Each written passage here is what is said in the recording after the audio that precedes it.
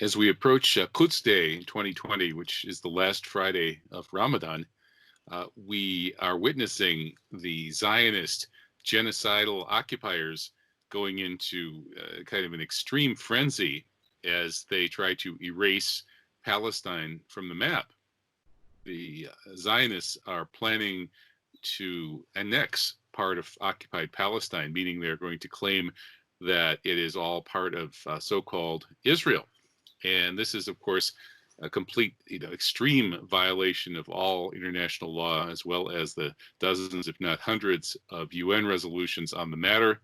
So where will this go? Well, right now, the Zionist extremists, the Likud faction that has dominated Israel for the past couple of decades, and which, of course, was responsible for the September 11th coup d'etat here in the United States, which was designed to drag the United States into a war on Israel's antagonists in the region.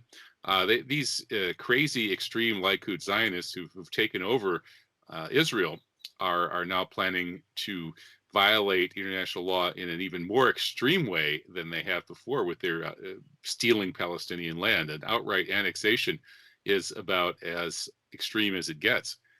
And having this timed for Quds Day, which is the day when Muslims around the world take note of Palestine as an Islamic issue and vow to liberate the Holy Land, as Salah ad-Din did centuries ago, and to restore Palestine and to restore the holy places and save the holy places of Palestine, including the Masjid al-Aqsa, which is the place where the Prophet Muhammad sallallahu alaihi wasallam did his Isra and Miraj night journey into the presence of God. This is all so it's so outrageous that a group of extremist atheists, for the most part, because the Zionist movement is basically founded by atheists, have claimed that God gave them this land, even though they don't believe in God, so they're going to commit genocide there. This is an appalling savagery. It's utter barbarism, and it's in fact a real insult to God.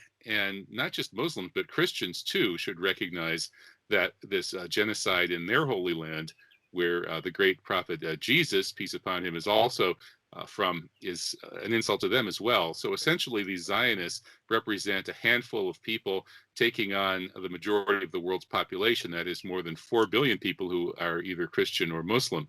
And yet somehow they've managed to hoodwink the world through their complete control of the financial apparatus and their control of mainstream media in the West. But West is losing its power now. Things are going to change.